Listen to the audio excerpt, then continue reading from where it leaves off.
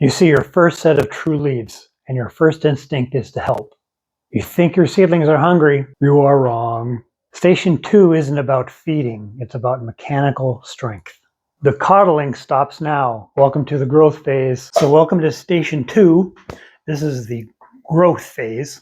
But how do you know exactly when a seedling is ready to graduate from the germination dome to the grow lights? Well, it's not about the calendar, it's about the anatomy and the appearance of the seedling. Look closely at your tray. If these initial leaves, the cotyledons, are fully flat and open, you're close. But the real signal is right here in the center. Do you see that tiny textured bit of green emerging? That is the first true leaf, and that is your green light to move the seedlings onto Station 2. So this moment matters because the plant's biology is essentially flipped. Up until now, it has survived on essentially what is within the seed. Now that you see that mature leaf starting, the battery of the seed is spent, and the plant now needs to photosynthesize to survive. It needs light. It is no longer eating from the pantry. It's no longer eating leftovers. It now has to make its own dinner. And underneath the soil, I'm going to sacrifice this one seedling so you can see what's happening. Now look at this. These white threads have hit the bottom of their tray or their growing cup, and they are now looking for space. If we were to keep this guy trapped in the humidity dome now, it will rot and it will die. This is time for the environment to change. First major change for going into Stage 2, the humidity dome is gone. That humidity was necessary. That helped keep the soil warm and really moist. It woke the seeds up. That is now a liability. Trapped moisture at this stage doesn't help them grow. It invites mold and fungus and damping off. Next, you've got to kill the heat. The roots are awake now. They appreciated the heat to get comfortable and get situated. They don't need it now. They do not need that heat. They don't need a warm blanket. They need to toughen up. We're leaving the warm and wet nursery, and we are entering the bright, cool, and moving gym, essentially, in Stage 2. And this is where the real work begins. Let's talk about light management. This is the number one failure point in Station 2, and it can be a little tricky. The leggy seedling, this is not weak genetics. If you have a plant that gets to look like this, it's because it's starving for photosynthesis. Here's a little drawing that I sketched out. You want to keep the grow lights about 2 inches above the surface of the seedlings. 6 inches away isn't slightly less than 3 inches. This really reduces the power of the LED grow lights. And with the LED grow lights, you need to be aggressively close. 2 inches is optimum. You cannot compensate for a weak or distant light by leaving it on longer. Your plants will tell you if you're failing. Are they leaning? They're probably hunting for a better angle for sun. Pale? They're hungry. If the stems are reaching, they're literally reaching for the energy that they're not getting. Regarding grow lights, ignore the brand specs on the box. Trust your eyes. Get the LED lights down. Keep the photons on the canopy of the seedling leaves. I'm not here to argue the grow light specs. I chose these light bars because they give a decent spread of light. They don't put out heat. They're affordable, and they're of the optimum size for my situation. So also in Stage 2 comes the watering philosophy shift. In Station 1, we coddled them. We kept everything consistently damp, moist. In Station 2 now, the philosophy flips. We stop giving water and start making the roots search for the water. This is why we now bottom water. By placing water in the tray, we force the roots to dive deep and find the moisture. This will build a massive root system that anchors the plant and prepares it for the real world. Top watering isn't forbidden, it's just used strategically. If you see a crusty mineral buildup, maybe some salt deposits on the surface, giving your seedlings a flush of watering from the top is necessary. It breaks that seal and washes the salts down. But generally, you want to keep the surface dry. Constantly wet top layer is a welcome mat for fungus, gnats, mold, and damping off. The next topic that's important in Stage 2 is air circulation. In Stage 2, we open the invisible gym. The scientific term is Thigmomorphogenesis. Thigmomorphogenesis.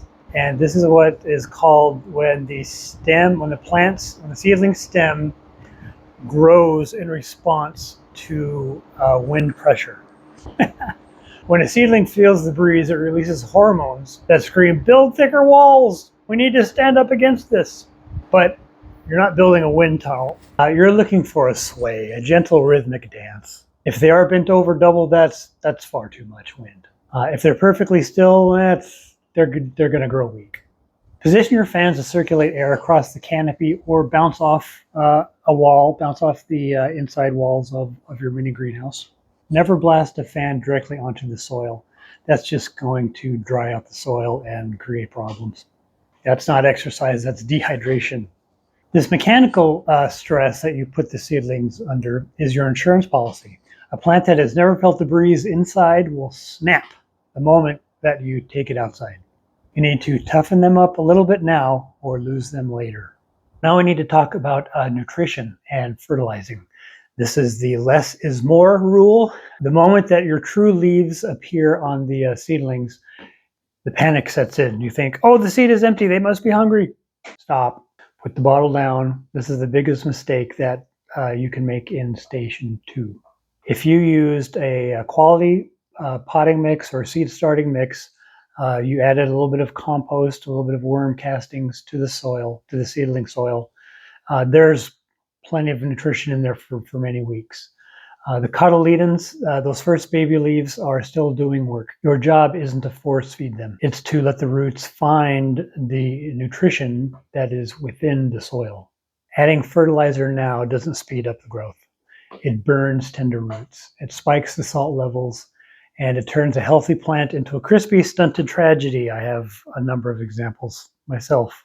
If your leaves are green, do not feed. Station 2 isn't about pumping them full of steroids. It's about not getting in the way. Trust the soil, trust the plant, trust the process. They've been doing this for millions of years before we came around. Slightly moist, growing medium, air circulation, and good grow light exposure are about all that these young seedlings need. So this section is monitoring and daily habits. So here's the secret. The real work happened weeks ago. You mixed the soil well. You sowed the seeds to the proper depth. They germinated and they're nice and vibrant looking little sprouts. Now, stop smothering. These seeds have been doing this for millions of years without us, as I said earlier. Our job is essentially to optimize the environment and then step back and let them do the work. The hardest part of station 2 isn't the work, it's the waiting. In station 1, we kind of hovered. In station 2, we lightly patrol. You might be tempted to find problems just so you can have something to fix. Do not do this. My every other day scan is pretty simple. Green fuzz on the soil, it's just algae. Know that this is a sign of the moisture level being a little too high. White crusty surface, give it that one targeted top flush that I talked about earlier. If your soil is drying out completely over 24 hours, your fan is a little too close or a little too strong, back it off. I also like to just make a check of the gap between the leaves and the grow lights. As the seedlings grow up, the light must move up also. Keep the distance consistent. This is the hard truth. If your seedlings are leggy and falling over now, you can't really fix them. They've spent all their energy, they've spent their wad, and they're set up to fail. No amount of fertilizer or propping them up will save a weak stem. Adjust your lights closer for the next batch and let the stragglers go. Common mistakes that you might make in station 2: leaving the heat mats on just in case. Turn them off. The lights are too high from the seedling leaves because the plants look fine. Overwatering because the seedlings look small. Don't do that. Trust the process. Trust the vitality of the seedlings, and trust the care that you set your seedlings up with when you sowed them just a few weeks ago. So this last section is about when to move on to station 3. Station 3 isn't a calendar date. You're not going to mark it on the calendar and say, put them outside. This is a milestone. It's an important milestone that needs to be achieved, and the plants need to tell you when they are ready. And before you even think about moving them to station 3, check the list. At least one strong set of true leaves, upright self-supporting stems, and roots that hold the soil together when you lift. If they are still fragile, then they stay in stage 2. The environment in stage 3 has to be ready also. Outdoor temperatures must be reliably over 40 degrees. Not it hit 40 once last Tuesday. It has to be consistently over 40 day and night. If it dips below that, you're inviting tragedy. Make no mistake, moving on to stage 3 is not safe outdoor growing. We're not quite there yet. Station 3 is controlled exposure. They are going to receive slightly buffered wind. They will still be under the grow lights, but they will not be warmed. They will feel the real temperature and they will feel the real humidity. This is essentially boot camp. They're 18 years old and they're moving out of high school. In station 3, if a seedling does stall briefly, that's fine. That's training. If it collapses, well, that's a threat, and you want them to be challenged, not defeated. Do not rush the progress into station 3. Station 2 is the quiet phase. You built the environment, you engineered the care. Now it's important that you just trust the system. But here's what nobody tells you. Those seedlings that you've been caring for weeks can die in a single afternoon. Not from cold, not from pests, but from sunburn. Station 3 is where you teach them how to survive out here. Station 3 is the hardening phase. My video for station 3, the next in my 3-station system, is here. I'll show you how to make the hardening off process nearly foolproof. And if you missed station 1, that's here. Drop your zone in the comments. I'll give you a reliable time and date range so you can know when it's safe to start. Thank you for watching. I hope something good happens to you today. I hope you got some actionable advice from my video. Please consider giving me a like, subscribe if you would like to keep up on my content.